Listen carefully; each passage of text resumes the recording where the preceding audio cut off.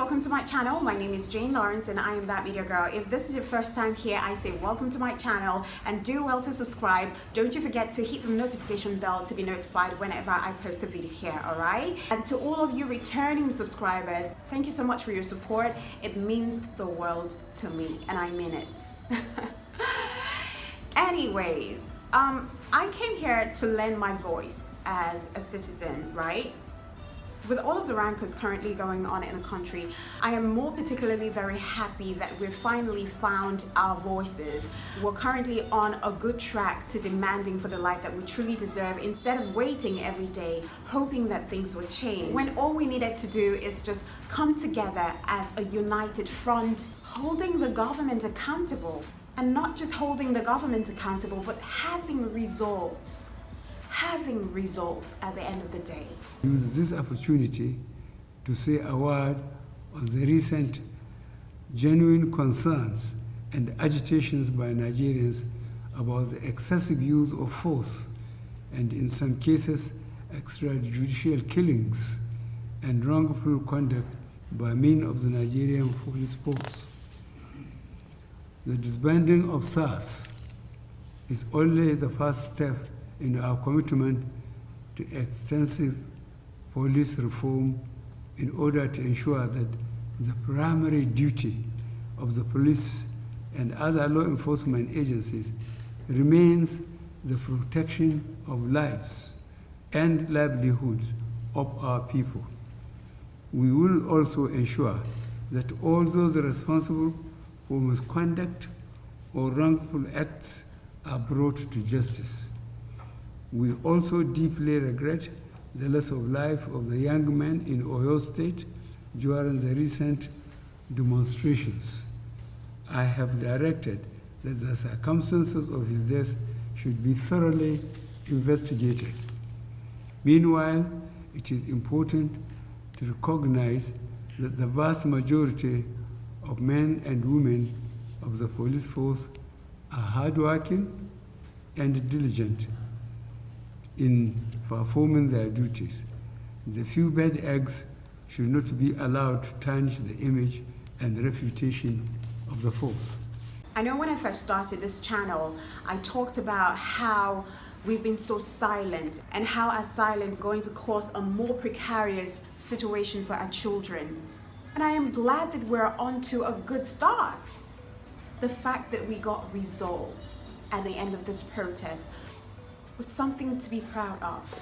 Because now more than ever, this is the time to fight and demand for what we truly deserve, what is truly ours. And that would be our freedom to walk on the streets without fear or harassment from the Nigerian forces. Freedom of expression as a citizen or a journalist.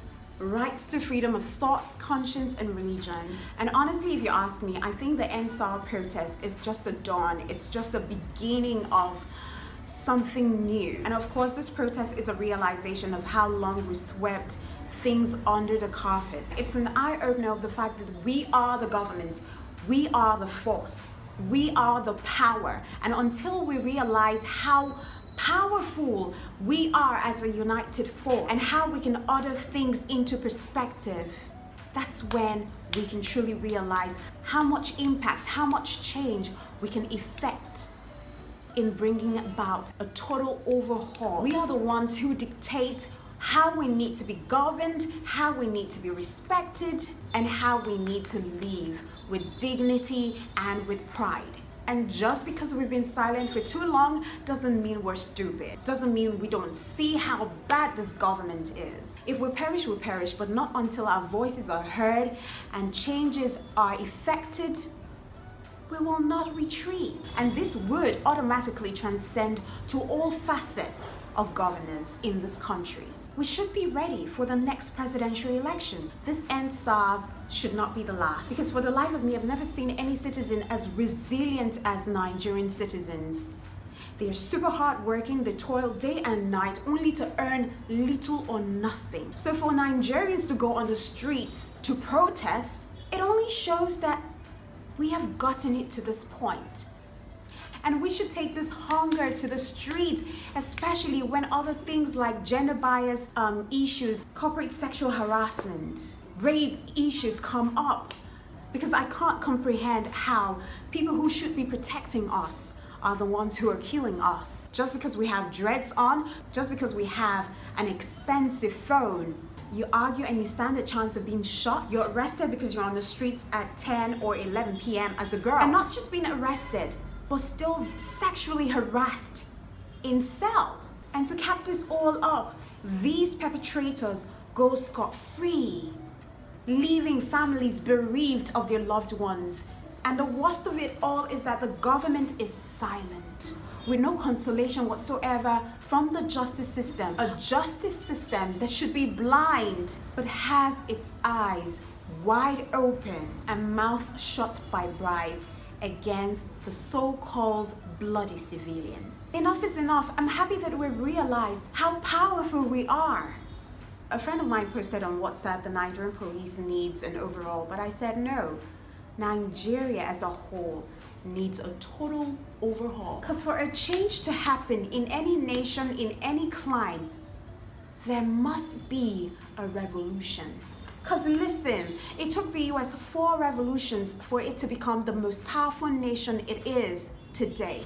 And you know what? The strength of the US is in its military might. That's why another way for America to show its status as a powerful force is through its military budget, which is larger than the next 12 largest military budgets on earth combined. Even though that's partly a legacy from the Cold War, but that's also a reflection of the role America has taken as the guarantor of global security and international order.